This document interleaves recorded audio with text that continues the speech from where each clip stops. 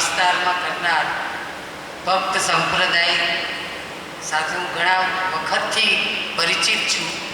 અહીંયા આવું છું. અરવિંદભાઈ, વિનુકાકા, દેસાઈ સાહેબ, અશોકભાઈ ચૌધરી, સંઘના તમામ મંત્રીઓ અને ઉપસ્થિત મિત્રો. વિનુકાકા, અમારો એક આ સંઘ જે તમે જોયું કે 47થી ચાલે છે અને એમાં જોડાવાનું બધાને ગમે છે. બેંકનું એકાઉન્ટ પણ નથી અમારું અને છતાં આઝાદીથી આજકાલ સુધી ચાલી જાય છે. એટલે આ એક વિશિષ્ટ સંસ્થા છે અને સચવાવી જોઈએ એમ દરેક માને છે. અને મને પણ યાદ છે કે 89ના ઓગસ્ટમાં હું અધ્યાપક તરીકે પસંદ થયો અને માર્ચના 90ના સંમેલનમાં મુંબઈ અંધારું નવલકથા વિશે હું વ્યાખ્યાન આપવા મુંબઈ મને બોલાવેલો વક્તા તરીકે. અર્ઘ્યમાં નવા અધ્યાપકો હમણાં જ બોલશે એ રીતે અમે 90માં થોડાક મિત્રો નવા જે અધ્યાપકો હતા એ વક્તા હતા. અને આજે જ્યારે મારી કારકિર્દીને 5 વર્ષ બાકી છે ત્યારે હું પ્રમુખ બન્યો છું. તો આજે 3 દાયકા હું જોઈ રહ્યો છું. એના વિશે મારે થોડીક વાત કરવી છે કે અમે જોડાયા ત્યારે પરિસ્થિતિ કઈ હતી અને ગઈકાલે રાત્રે કઈ હતી. ગઈકાલે રાત્રે વાત ચાલતી હતી કે જીપીએસસીમાં આમ થયું છે, હવે ટ્રસ્ટીઓના 20 માર્ક છે, 20 માર્ક માટે મુલાકાતો ખાનગી જાહેર શરૂ થઈ ગઈ છે. આજે વાતાવરણમાં હું અત્યારે છું અને જ્યારે હતો ત્યારે બહુ જ આશા સાથે સાહિત્ય શિક્ષણમાં જોડાયા. એટલે સુરેશ જોશીએ બહુ પહેલાં એક લેખ કર્યો હતો, નવલકથાનો નાભિશ્વાસ. અને હવે આપણને એમ લખવાનું મન થાય કે સાહિત્ય શિક્ષણનો નાભિશ્વાસ.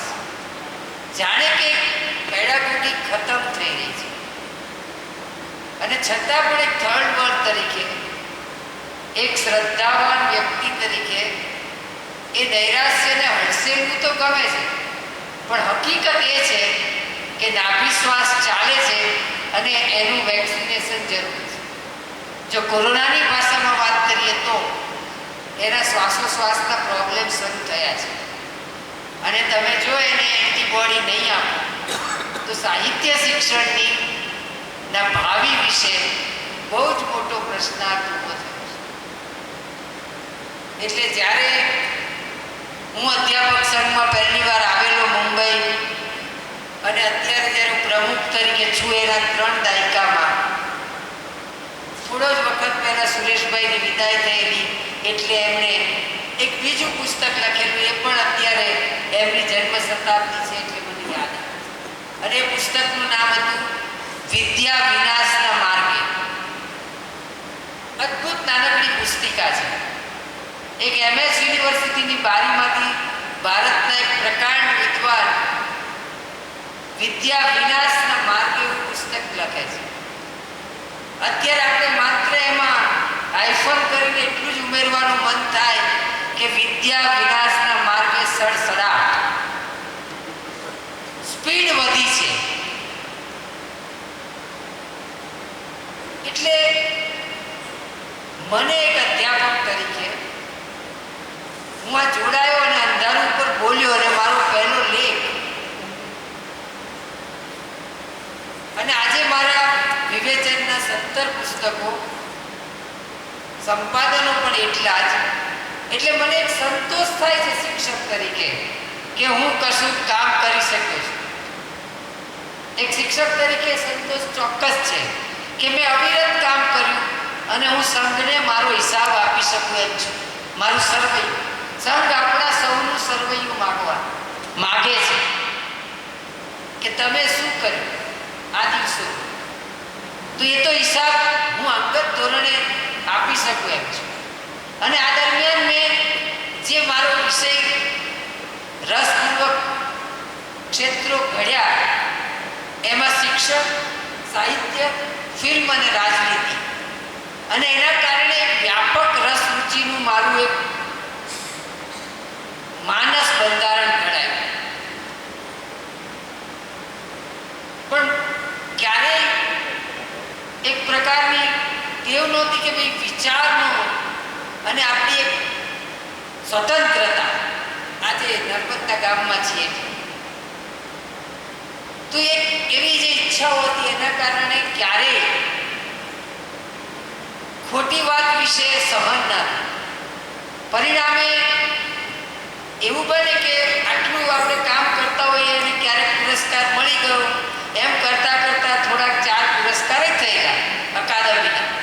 પણ એકાએક સાહિત્ય અકાદમી જે સ્વાયત્ત હતી એની ચૂંટણી લેવાઈ ગઈ, પછી પ્રમુખ લેવાઈ ગયા અને એક વહેલી સવારે આનંદીબેને જાહેર કર્યું કે કારોબારી પ્રમુખ આ કોઈ ચૂંટણીઓની જરૂર નથી, ખાલી ઠરાવ કરી દીધો કે મુખ્યમંત્રી બધું લઈ દેશે. અને એ જ ઘડીએ મેં એ 4 મારા ઇનામો ગુજરાત સરકારને પાછા મોકલ્યા કે જ્યાં અકાદમી સ્વાયત્ત નથી એના હવે કોઈ ઇનામો લેવાનો મને રસ. મને બરાબર યાદ છે કે આવા જ પ્રકારના મને ક્યારેક લખવા માટે નહીં, માત્ર આ બધા પ્રશ્નો મને લડવા માટે પણ પ્રેરે છે. અને એના કારણે એવું બન્યું કે મેં ક્યાંક અધ્યક્ષ પદ ગુમાવ્યું, ક્યાંક પ્રમોશન ગુમાવ્યું, હજુ કંઈક ગુમાવતો જ રહું છું. વળી અકસ્માત પ્રમુખ પદ મળી ગયું એ જુદી વાત છે. તો આ એક હકીકત છે અને આ મારી હકીકત છે, એ ઘણાની હકીકત હશે, ઘણા નહીં બોલનારની હકીકત હશે, કેમ ચૂપ છે એની હકીકત પણ હશે. એટલે મેં આ જે જોયું કે આપણી યુનિવર્સિટીમાં 1.5 વર્ષ પહેલા ભારતની બહુ ઉત્તમ નવલકથા તમસ પસંદ થાય એનો અનુવાદ નારાયણ દેસાઈએ કર્યો હોય અને હજુ ભણાવવાની શરૂ થાય એ પહેલા એને કાઢી નાખવામાં આવે. તો મને એમ થાય કે ના, હું આના વિશે ચૂપ નહીં રહી શકું, એટલે હું લખું છું કે ના, મારે લખવું છે કે આ ન ચાલે. આ સ્વાયત્તતા ઉપરનો હુમલો છે. એટલે સાહિત્ય કે શિક્ષણ ઉપર ના થતા કોઈ પણ હુમલા વખતે મને એક જનૂન પેદા થાય છે, એક શિક્ષક. કારણ શું છે કે હું કે મોદી સાહેબ બધા જ આપણે સરકારી શાળામાં ભણ્યા, સરકારી હોસ્પિટલમાં આપણે દવાઓ લીધી છે અને આ 3 દાયકામાં મેં જોયું કે શિક્ષણ એક અધિકાર રહ્યો નથી, એક કોમોડિટી, ખરીદી વેચી શકવાની વસ્તુ. ગઈકાલે મેં છાપામાં વાંચ્યું કે ગુજરાત સરકારે જેમને બહુ આદર આપતા વિદ્વાન એને આદર આપવા માટે કેકા શાસ્ત્રી નામની એક કોલેજ ખોલેલી. એ ગઈકાલે આટલા બધા વર્ષે ખાનગી કરવામાં આવી. જો આ ખાનગી શાળાઓ, આ ખાનગી કોલેજો અને હવે ઉમેરો ખાનગી યુનિવર્સિટી, આ બંધારણની બહુ નાની વાત છે, શિક્ષણની સમાનતા એનો ભંગ કરે છે. હું ને મોદી સાહેબ જેમ બધા સાથે ભણતા હતા એમ જ ભણીને મોટા થયા, તો એ સમાનતાનો ભંગ છે. એટલે કોણે શું કર્યું એ વાતમાં પણ મારે નથી જવું, પણ એટલી પ્રતીતિ મને 30 વર્ષે એક અધ્યાપક તરીકે થાય છે કે શિક્ષણને આપણે ત્યાં રાજ્યએ અને બૌદ્ધિકોએ ગંભીરતાથી નથી લીધું એના, અને એટલા માટે શિક્ષણ અને આરોગ્ય આ બેનું પ્રચુર ખાનગીકરણ કેવું હંફાવે છે એ આપણે કોરોનામાં જોયું કે આટલું બધું એનું ખાનગીકરણ ના હોય કે 75 લાખના શહેરમાં 1000 બેડની હોસ્પિટલ તમને પહેલા દિવસે સરકારી ના મળે અમદાવાદમાં, તો પછી આ વિકાસ પ્રશ્નાર્થ હેઠળ છે. એટલે તમે જુઓ કે મારે જે કહેવું છે મારા મનમાં છે કે 12મું ધોરણ પાસ થાય પછી આપણી પાસે છોકરો આવે છે, 100 છોકરાઓ જે પ્રવેશ લે છે એમાંથી આવતા તો 20 છે, પણ માનો કે 100 થયા અને એની ટકાવારી જે ભારત સરકારે ડિક્લેર કરી છે, 100 આદિવાસી છોકરામાંથી કેટલા આદિવાસી છોકરા 12મું પાસ કરે છે વિનુ દાદા 6 છોકરા, હરિજન એસસી 8, લઘુમતી 9 અને સવર્ણ કે બહુ આગળ નથી 24. મને એમ થાય છે કે આ દેશ જ્યારે પૂરો ભણશે ત્યારે ક્યાં પહોંચીશું? હજી તો આપણે 6 આદિવાસી છોકરાઓને ભણાવ્યા છે, માત્ર 6 હાયર એજ્યુકેશન. ત્યાં થાકી ગયા, હાફી ગયા અને ખાતરી કરવા. અને એમાં આસોમાં શિક્ષણ, નવોદય વિદ્યાલય 500 ને શ્રેષ્ઠ ભણાવો 10,000 એનું એ મળશે. Non formal education, open universities, આ બધા સપનાઓ ભૂતકાળના જ છે. દીવાથી પેટાવવાના બદલે તમે નોન ફોર્મલ કરો, વાંધો નહીં, નોકરિયાત કોઈ ભણી શકે, પણ સાહિત્ય છે આ રીતે નહીં ભણાય ચોપડી. અને એનું નામ પણ તમે ઇન્દિરા ગાંધી શું કામ રાખો છો? એકલવ્ય વિદ્યાપીઠ રાખો ને, એકલો ભણે છે, પણ તમારે નામ તો બધાને જોઈએ છે, કોઈ પણ પક્ષ નામ જોઈએ છે. એટલે મેં જે અનુભવ્યું કે આજે સાહિત્ય શિક્ષણ માટે કોઈ ઉત્કટ કેવું છે નહીં. આપણે દિલ પર હાથ મૂકીને કહીએ કે ગુજરાતીના કોઈ અધ્યાપક એવું નહીં ઈચ્છતો હોય કે મારો દીકરો ગુજરાતીમાં MA કે PhD થાય. જો સાચું બોલવામાં કેમ એ એમ જ ઈચ્છે છે કે ડૉક્ટર, એન્જિનિયર. આ બજારનો જે દાગ છે કે જો તમે માનતા હોય કે આ મહાન શિક્ષણ છે સાહિત્ય, તો લોકોને કેમ રસ રુચિ ઘટી ગયા છે. અને એનું કારણ છે કે તમે નાના મોટું સાહિત્ય શિક્ષણ લઈને સંવેદનશીલ નાગરિક બનવાની જે તાલીમ હતી એ તાલીમ છે. અહીંયા વિઝડમનું જ્ઞાન મળે છે. એટલે હવે જે મારે કેવું છે, આજનો મારો વિષય મારે એ જ મેં રાખેલો છે, તમને લેખ રૂપે હું આપીશ. કારણ કે વચ્ચે હું જ્યારે ઊંચા સંમેલનમાં મને વક્તા તરીકે બોલાવેલો અને એ વખતે એક જ ટોપિક, વક્તા 3 હતા અને વિષય હતો સાહિત્યનું અધ્યાપન શાસ્ત્ર. વક્તા હતા શિરીષ પંચાલ, સુમન શાહ અને હું. અને મારા માટે 2 ગુરુઓ જેવા, એટલે એક પડકાર. અને આપણા અતીતમાં એ લેખ છે. હમણાં મેં બુદ્ધિ પ્રકાશમાં પણ એ આવ્યો છે. આજે હું એ લેખનો બીજો ભાગ રજૂ કરવા માંગુ છું કે સાહિત્ય શિક્ષણ જે પેડાગોગી છે, અધ્યાપન શાસ્ત્ર છે, એના એ વખતે મેં કેફિયત સાથે મારા પ્રશ્નો કે મેં કઈ રીતે કૃતિઓ ભણાવીને કઈ રીતે આનંદ કર્યો, એ નાની ક્લોઝ રીડિંગ હતી. આજે હું એને ઉપરથી જોવા માંગુ છું કે એના મુખ્ય પ્રશ્નો કયા છે. દાખલા તરીકે મને એવી પ્રતીતિ થાય છે વિનુભાઈ કે કોઈ પણ અધ્યાપકને અનુપમાનો કોઈ હપ્તો ચૂક્યા વગર જુએ છે, પણ એ નવો કાવ્ય સંગ્રહ લેવા ઉત્સુક નથી, નવો વિવેચન સંગ્રહ લેવા તો બિલકુલ નહીં. કદાચ ફ્રીમાં પણ મળે છે, પણ લાઇબ્રેરીના પગથિયા કોણ ચડે, લાવીશું, પણ સાંજે અનુપમા વખતે તો બેસી જાય. હવે આમાં અનુપમાનો વાંક છે, અધ્યાપકનો વાંક છે કે પેલા લાઇબ્રેરીમાં બેઠેલા પુસ્તક? આ આપણે વિચાર કરવો પડશે. બની શકે કે તમારે નારીવાદ હવે અનુપમા ટેક્સ્ટ બુક બનાવીને કરવો પડશે કે ભાઈ આ પિતૃ સત્તાને કેવી રીતે બચાવી લે છે ને આ વનરાજને કેવી રીતે ઉઠલો કરી નાખે છે, કાવ્ય ઉપર ધીમે ધીમે કેવી કાતર ભરે છે. જસ્ટ એ સ્ક્રિપ્ટને તમે નારીવાદની સ્ક્રિપ્ટ તરીકે અંડર ક્વેશ્ચનમાં ફેમિનિઝમ ભણાવતી વખતે મેં 3 કવિતા, 3 વાર્તા અને પછી તમે નહીં માનો ઋષિકેશભાઈ, મેં નારીવાદના પેપરમાં ક્વીન નામની ફિલ્મ રાખી અને ઇંગ્લિશ ફિલ્મ. યુનિવર્સિટીમાં આપણે પ્રયોગો કરવા, આપણે નારીવાદ ભણાવવો છે તો છોકરો જ્યાંથી એ લાવ્યો છે. કારણ કે આટલા બધા નૈરાશ્યપૂર્ણ વાતાવરણની વચ્ચે એક વિસ્ફોટની માફક આમ જનતાના બાળકો આર્ટ સિવાય બીજે ક્યાંય આવવાના. અને જો એને આપણે થોટ પ્રોવોકિંગ, વિચારશીલ બાળકો બનાવીએ તો આ દેશમાં એની બહુ જરૂર છે. મારે જે વાત કરવી છે એ આ છે કે એક ચાન્સ ઊભો થયો છે, એક સંભાવના. એકાએક બેકારીના કારણે તમારા કેમ્પસના જો વર્ણાશ્રમમાં આર્ટ્સ છેલ્લે છે એને પણ આપણે 4 વર્ણમાં છે. અહીંયા જે આવે છે એ લગભગ ડ, એટલે મેં એક જણને કહ્યું હતું કે ડ કેમ ક કેમ નહીં.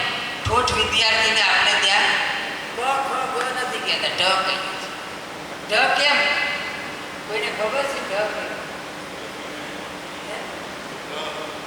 ડ એટલે જો તમે લેખ ના ના ઢ કેમ ક ખ કેમ, જો તમે ગુજરાતી, સંસ્કૃત અને પ્રાકૃતની લિપિ જુઓ તો જે અક્ષરમાં કશું જ પરિવર્તન સદીઓથી નથી આવ્યું એ ઢ છે.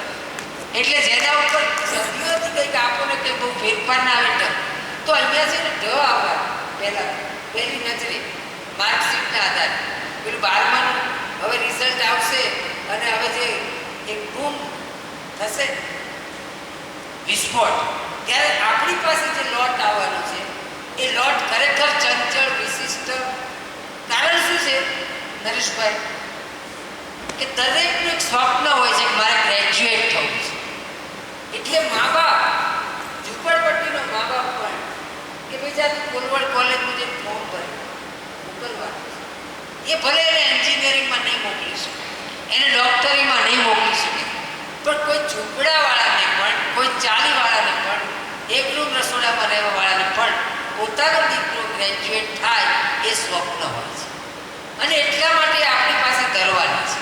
અને જો એ વખતે આપણે એને અમુક પ્રકારની તાલીમ આપીએ, જે મારા મનમાં છે કે એને પ્રગતિશીલ, પ્રતિબદ્ધ અને ઉન્નત વિચારો આવે. એટલે કાલે જ હું દાદા ભગવાન, તો આમ તો ધાર્મિક જગ્યા છે, પણ ત્યાં એક વાક્ય વાંચ્યું, મને બહુ મજા પડી ગઈ. મેં મિત્રોને બતાવ્યું કે વ્યથા કો કમ કરે વો કથા और वो कम न करे तो था. જે કથા સાંભળવાથી વ્યથા કમ થાય એ કથા, નહીતર એ થા. અને આપણે ઘણું બધું થાકવાળું પડે કે પેલો બિચારો ખરેખર કંટાળે. એટલે મેં જે અહીંયા થોડાક વિવેચકો લીધા છે, જે લોકોએ લિટરરી પેડાગોગીની સરખી રીતે વાત કરી છે.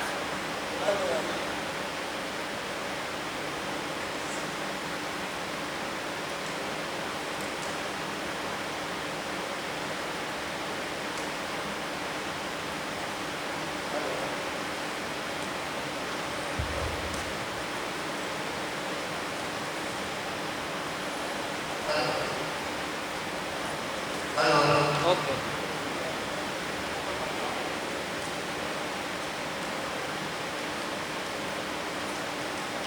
એટલે જે મારા મનમાં છે એ વાત એટલી બહુ નાની છે કે જે આઝાદી આપણે માનો કે દેશ ઉપર કેટલો ગર્વ લઈએ જે છીએ જ, એટલું સારું આર્કિટેક્ટ, એટલા સારા શિલ્પો વગેરે છે, પણ સાહિત્ય શિક્ષણ કે શિક્ષણ આ આધુનિકતાના અર્થમાં એનો લાંબો ઇતિહાસ નથી. આપણે જાણીએ છીએ અત્યારે આપણી વચ્ચે 1921થી 2021માં આવીશું એટલે નવી શિક્ષણ નીતિ અત્યારે બહાર ઠપકારી રહી છે. અંડર પાઇપલાઇન છે, થોડા ફેરફારો સાથે આવશે. 1813માં અંગ્રેજોને એમ થયું કે ભાઈ આ સંસ્કૃતને એને પ્રોત્સાહન આપવું જોઈએ, એટલે એમણે 1 લાખ રૂપિયા આપ્યા. એમાંથી બનારસમાં સંસ્કૃત કોલેજ થઈ. આ પહેલું સાહિત્યનું આધુનિકતાની દ્રષ્ટિએ સંસ્કૃત કોલેજ. અને રાજા રામમોહન રાય માગણી પણ કરેલી કે અમને સંસ્કૃત નહીં અંગ્રેજ આપે, અમારે મેડિકલ શિક્ષણ જોઈએ છે. જો આજે આપણે જુદી વાત કરીએ પણ એ વખતે એમણે એ વાત કરવી પડેલી. એ વખતે 1844માં એક વુડ, ચાર્લ્સ વુડનો ખરીદો આવ્યો, જેમાં એમ થયું કે આ યુનિવર્સિટીઓ અહીંયા હોવી જોઈએ. એટલે 3 યુનિવર્સિટી થઈ 57. સેટલર્સ કમિશન 1919માં. આના કમિશનોમાં આપણે જઈએ ને તો એ વાત છે કે વધુમાં વધુ રાજ્ય આર્થિક સહાય આપે, મારે જે કહેવું છે. અને આ બધા જ રિપોર્ટ્સમાંથી પસાર થતા 56માં યુજીસીની સ્થાપના. એક આનો નાનકડો ઇતિહાસ છે જે લેખમાં આપણે જોઈશું. ત્યાં પણ સાહિત્ય શિક્ષણની વાત વારંવાર થઈ છે, જુદી જુદી રીતે થઈ છે કે માતૃભાષામાં કેળવણી હોવી જોઈએ કે નહીં. તમને એક આશ્ચર્ય લાગે એવી ઘટના કહું કે જ્યારે આપણે ગ્રેજ્યુએશન ગુજરાતમાં શરૂ થયું ત્યારે જેણે ગુજરાતીમાં BA ન થાય એની ઝુંબેશ ઉઠાવનાર એક માણસ અને એમનું નામ કનૈયાલાલ મુનશી. એમણે કહ્યું કે ગ્રેજ્યુએશન મીડિયમ ઓફ ઇન્સ્ટ્રક્શન આખી યુનિવર્સિટીનું અંગ્રેજી અથવા હિન્દી હોવું જોઈએ. તમે વિચાર કરો, અસ્મિતાના ચાહક. અને બે માણસોએ બરાબર સેનેટ મેમ્બરોને સમજાવ્યા કે ભણવાનું તો ભાઈ માતૃભાષામાં જ હોવું જોઈએ. ગામડે ગામડે ફરીને એ બે માણસનું નામ કાકા સાહેબ કાલેલકર અને માવલંકર, ગણેશ વાસુદેવ માવલંકર. બે મરાઠીઓ ગુજરાતી માટે ઝઝૂમતા હતા અને એક ગુજરાતી અંગ્રેજી ને હિન્દીની વાત કરતા. આખરે પેલા જીત્યા, સેનેટ સર્ટિફિકેટ બધા માન્યા. આ તો એક જસ્ટ વાત કરું છું. જ્યારે આપણે વાંચીએ ઉમાશંકરના યુનિવર્સિટીના લેખો તો ખબર. એટલે આ જે અત્યારે આપણે ત્યાંથી પહોંચ્યા, એટલે જે શિક્ષણ આપણને આપવામાં આવતું હતું એ મોંઘુદાટ હતું. આઝાદી વખતે સસ્તું નહોતું, સર્વાંગી નહોતું અને જેને કહેવાય કે સર્વવ્યાપક નહોતું. તો આજે આપણે શું કર્યું? હજી એક ગાંધી ભણવા જાય, માનો કે લંડનને ઘરેણા વેચે એમ લખે આત્મકથામાં, તો આજે પણ એ જ વાત કે આજે એને ભણવા માટે અત્યારે બધી જ જગ્યાએ એટલા જ મોટા પૈસાની વાત. એટલે મારે જે કોમોડિફિકેશન, શિક્ષણનું વેપારીકરણ, ગ્રાહકવાદની જે ચિંતા, ગ્રાહકવાદે જે એના ઉપર ચિંતા ટાળી, સાહિત્ય શિક્ષણનું ભાવિ સંકટ એક બહારથી આવેલું, અંદરથી આવેલું છે કે આપણે કોઈ દિવસ અંદરથી ડેવલપ ના થાય. કઈ રીતે કે મને હંમેશા એવો વિચાર આવે કે આ કોરોના ગયો એટલે આટલા બધા સેમેસ્ટર છે તો આપણે કોરોના અને સાહિત્ય વિષય મૂકવો જોઈએ. કાશ્મીરનો પ્રશ્ન ઊભો થયો છે તો ત્યાં પંડિતોની પરિસ્થિતિ ખરાબ છે, ત્યાં આતંકવાદ છે, આપણે જાણીએ છીએ. એટલે આ જો 370ની વાત આવી, તરત જ આપણે મૂકી શકીએ કે માનવ અધિકાર અને સાહિત્ય, કાયદો અને સાહિત્ય, આતંકવાદ અને સાહિત્ય. કારણ કે ફિલ્મો અન્ય લોકો મુકાબલો કરે છે તો આપણે અપડેટ થવું જોઈએ.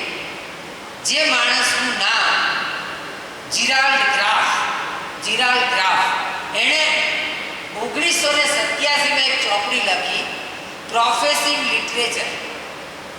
એનું સબટાઇટલ હતું an institutional history of literary pedagogy. શિક્ષણના અધ્યાપનનો એક સાંસ્થાનિક ઇતિહાસ સાહિત્યના શિક્ષણ. અને સંસ્થા તરીકે એણે એમ કહ્યું, જીરાલ્ડ ગ્રાફે, કે સંસ્થા તરીકે સાહિત્ય શિક્ષણ પોતાની જવાબદારી નિભાવવામાં ફેલ ગયું છે અને એનું કારણ મને કહે છે અપડેટ ના થયું. અને એ વખતે પેલો એ શબ્દ વાપરે છે જે મેં હમણાં વાપર્યો, એ જ કયો શબ્દ? ઓટોપ્સી. સાહિત્યના માસ્ટરો શું કરે છે તો કે મળદા ચૂંટે છે. તમે જુઓ, આપણને ન ગમે એવો શબ્દ ઓટોપ્સી, મળદા ચીરવાની ઘટના. ખાઈ પીને એમાં લાગી જાવ છો. આ સમયે જન્મ તો પાલન કર્યું હતું અને એટલા બધા ડૂબી જાય. એકવાર મને બળવંજાની મળ્યા તો આવું કે ભરત આપણે પાલનના સમયે મળ્યા, એટલે હું એકદમ આશ્ચર્ય પડ્યો કે પાલનના સમયમાં કેવી મળે. ના, એટલે હું પાલન પર પુસ્તક લખતો હતો ત્યારે મળે મને શાંતિ થઈ. એટલે પાલન કેટલા નથી. મૂળ વાત એ છે કે તમે બહારમાંથી નીકળી ગયા અને ક્યાંક એવી જગ્યાએ ડૂબી ગયા કે જ્યાં એટલું બધું નહોતું ડૂબવાનું, અહીંયા છો એ ધ્યાન. આ જે કશ્મકશ હતી, અંદર બહારના ફોર્સ સાહિત્ય શિક્ષણ પર પછી આવ્યા અને એમાં પાછું શું થયું, આ નવી પેઢી જાણે છે.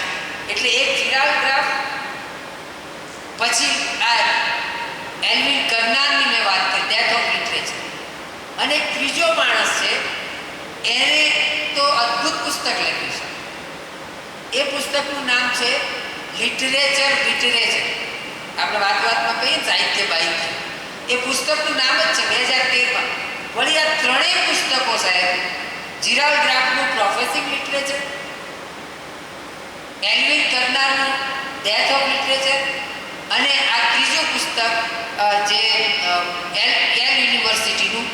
પીટર સ્વિસ્કીનું લિટરેચર એ પણ મેકગિલ ક્વીન યુનિવર્સિટીનું, એટલે શિકાગો યુનિવર્સિટી, યેલ યુનિવર્સિટી, આ યુનિવર્સિટી કેટલી ચિંતાઓ કરે છે કે સાહિત્ય શિક્ષણના સ્વતંત્ર અને ચર્ચાસ્પદ પુસ્તકો.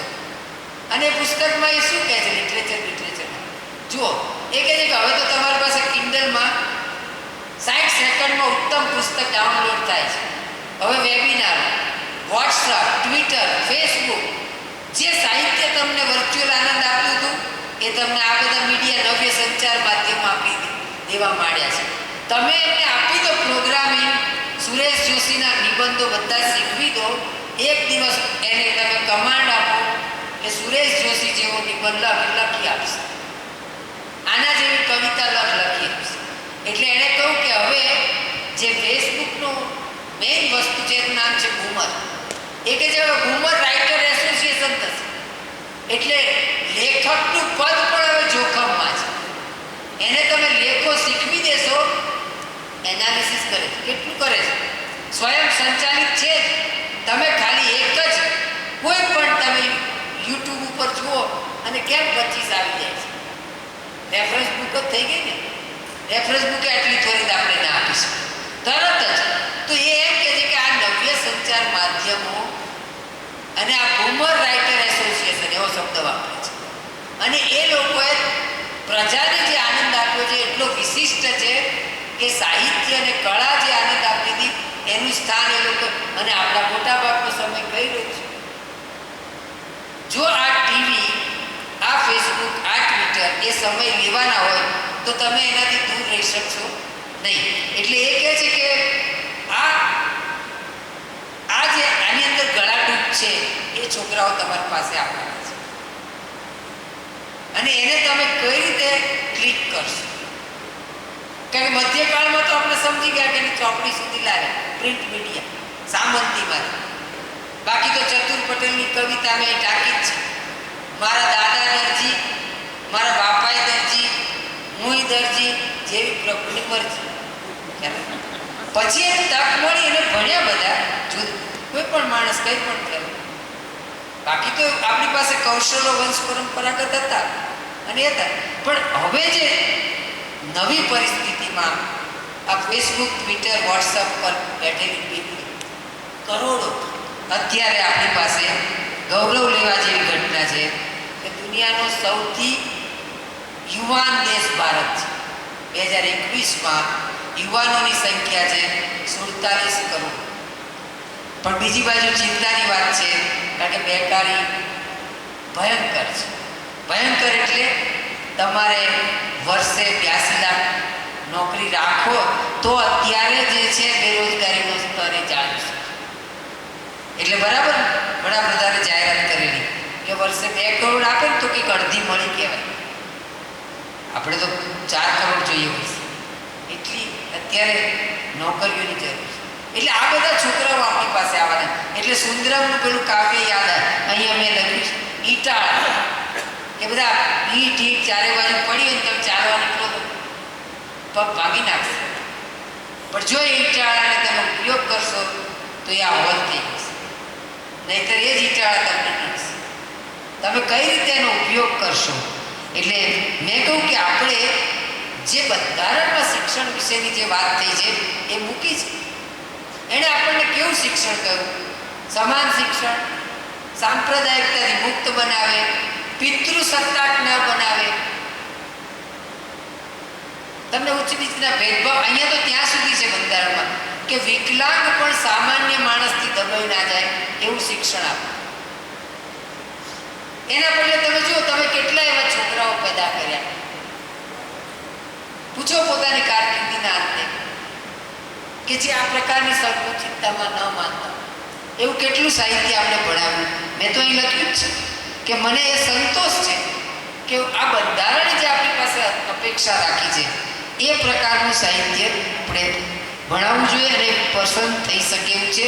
કારણ કે આ જ બધો લોટ આપણી પાસે આવવાનો છે, ત્યારે આપણે એને કેવી રીતે લાઈવ કરીશું. કારણ કે મને હંમેશા, હું એક શિક્ષક તરીકે હંમેશા ઉત્તેજનમાં જ હોઉં છું. હું મારો ક્લાસ કોઈ પણ આજની તારીખે આટલું વાંચતો હોવા છતાં હું ક્લાસ ડ્રોપ કરું છું, પણ હું ક્લાસ તૈયારી વગર લઈ શકતો નથી. એટલે પણ કે આજે મેં નવું નથી વાંચ્યું એટલે હું ક્લાસ નહીં લઉં, માફ કરું છું. મને એમ થાય છે કે હું ગપ્પા નહીં મારી શકું, પિન પોઈન્ટેડ વાત કરવાની ટેવ છે. મને એમ છે કે હું એનો સમય કેવી રીતે બગાડું વિદ્યાર્થી કોઈ પણ વસ્તુ. તો આ પ્રકારની જે એક આપણી જવાબદારી, એટલે એ પેલો નાથા લોરિયલ જે છેલ્લું નામ છે એનું જે પુસ્તક છે એ પણ બહુ સરસ છે. અને કે જે કઈ રીતે આ મૃત્યુને આપણે એનું વેક્સિનેશન કરીશું. સાહિત્યના મૃત્યુની અનેક ચિંતાઓ, સાહિત્ય શિક્ષણના પણ પેડાગોગીનું, અને આ કહે છે કે આપણે એને ઇમ્યુટ કરવી પડશે. આ અહીંની જ ભાષાઓ બધી વપરાઈ. અને એ કહે છે કે આપણે બહુ સરસ એણે બ્રિટિશ કહેવત ટાંકી છે કે જે હાથ મોંને ખવડાવે છે, મોં એને બચવું પડતો નથી. એટલે જે સાહિત્યએ આપણને ડેવલપ કર્યા છે સદીઓથી કર્યા છે, વાર્તા, કહાની, આ વર્ચ્યુઅલ, એને આપણે મારી નહીં શકીએ. અને એટલા માટે મેં અહીંયા લખ્યું છે કે ઘણા બધા રસ્તાઓ ઘણા બધા આપ્યા છે. મેક્સ વેબર નામના એક સોશિયોલોજિસ્ટે એવો રસ્તો આપ્યો કે તમે જ્યાંના વિદ્વાન હોય ત્યાં નોકરી નહીં આપો. તમે માનો કે એમએ થયા, સુશીલા એમએ થઈ એમએસમાં, પછી દીવ ભણાવે. ભરત મહેતા ગુજરાત યુનિવર્સિટીથી એમએસમાં આવે, ભરત પંડ્યા એમએસમાં આવે સૌરાષ્ટ્રમાં. તો ખબર પડશે કે કઈ યુનિવર્સિટીએ કેવા કેવા નમૂના તૈયાર કર્યા છે. તમે જુઓ કે તમે આજે દાખલા તરીકે શરીફાબેન સૌરાષ્ટ્રમાંથી અહીં આવ્યા, નરેશભાઈ ગુજરાતમાંથી અહીં આવ્યા, રાજેશ મકવાણા સૌરાષ્ટ્રમાંથી સેન્ટ્રલ યુનિવર્સિટી. તો તમારું તેજ, તમારા વલયો, જો તમે તમારી જ યુનિવર્સિટીમાં રહેશો તો કસોટીએ નથી ચડવાનું. જ્યારે બીજી યુનિવર્સિટીમાં જશો તો એ કસોટીએ ચડશે તમારા મોડેલ્સ. એટલે આ રીતે જે મારે થોડીક વાત કરવી હતી, બસ સમાપન કે આપણે અપડેટ્સ કરવા પડશે. અને એ અપડેટનું લાંબુ લિસ્ટ મેં બનાવ્યું છે. પણ મારી ચિંતા આ જ છે કે આજે કેટલી ભદ્રની જરૂર છે. તો આપણે જે ભદ્ર છે એ બરાબર ભણાવીએ તો સારું. કેટલા મિથ્યાભિમાન ભદ્રની તો મને બહુ જરૂર લાગે. નહીંતર 1900માં લખાય છે. આ જ શહેરનો એક કવિ નર્મદ કેવા પ્રકારનું સાહિત્ય લખ્યું, એપિસેન્ટર આપણું સમાજનું. અને નિરંજન ભગતે અત્યારની પરિસ્થિતિ જોઈને ત્યાં લખવું પડ્યું, ક્યાં તુજ જોમ જુસ્સો, ક્યાં આ જંતુ માણહા, માથા પરની રેખ નર્મદ સહેજ ખસી નમલ. કારણ કે એ માણસ એક પ્રકારનું, ગઈકાલે જ જોયા તમારે ત્યાં મિટિંગ હતી અને વીસી પુસ્તક આપી રહ્યા હતા જયસિંહને, અને પાછળ સરસ આ હોમ કરીને પડો ફતેહ છે આપણે. તો તમે જુઓ કે આજે એની જે યુદ્ધ સાથે કયું યુદ્ધ લડી રહ્યું. આપણે પણ કહીએ છીએ વિદ્યા યા વિમુક્ત, તો શેમાંથી મુક્તિ આપે છે? બેકારીમાંથી ના, એ પ્રાઇમરી વર્ક નથી, સંકુચિતતામાંથી. એટલા માટે વિવેકાનંદે કહ્યું હતું education is man making process. મનુષ્ય નિર્માણની પ્રક્રિયા છે. અને મનુષ્ય નિર્માણની પ્રક્રિયામાં સૌથી વધારે કામમાં આવી શકશે સાહિત્ય. સંવેદનાની તાલીમ છે. આ માહિતી નથી, આઈટી ઉદ્યોગ ભલે તમે ભણાવો, જે ભણાવો ભણાવો. આ વિઝડમ છે, દાપણ છે. દાપણ જેને આપણે કહીએ છીએ, જેના ઉપર દુનિયા ડિગ્રી વગર ચાલે નહીં અને હજુ ચાલશે. વિઝડમ મનુષ્ય, વિઝડમની તાલીમ લઈએ છે. એટલે એ પ્રકારની જે આપણી વાત છે. કારણ કે બધાએ અહીંયા મેં જોયું કે આપણે મધ્યકાળમાંથી પણ એવી જ પ્રકારની કૃતિઓ પસંદ કરી શકીએ કે જે કબીરને બધું સાથે ભણાવીએ. તો કેમ આજના દિવસોમાં આટલી સાંપ્રદાયિકતાની વચ્ચે સારી રીતે કબીર કે ચૈતન્ય મહાપ્રભુ ભણ્યા હોય એ લોકોને જરૂર ના પડે? ગંગા સતી સહેજ વાંચ્યા હોય તો ના જરૂર કે આવો ને પાનભાઈ તમને દેખાડું એવા દેશ કે જ્યાં નથી વરણ નથી વેશ. જો વર્ણભેદમાંથી વેશભેદ આ જે પ્રગતિશીલ અને પ્રતિરોધી જે સાહિત્યની મૂળભૂત પ્રકૃતિ છે, જે ભદ્રમ ભદ્ર લખે છે, ક્યારેક ક્યારેક સરસ્વતી ચંદ્ર લખે છે, યથાસ્થિતિ જેને કબૂલ નથી, જે ડોળી નાખો મંજળથી થયેલા નર્મદિત પણ અહીંના જ નહીં. તો એ પ્રકારે સાહિત્ય અધ્યાપનને જો આપણે ધારદાર નહીં બનાવીએ, તીક્ષ્ણ નહીં બનાવીએ, તો એની ધાર ઊંધી થઈ જશે, એમાં કોઈ શંકા નથી. આભાર.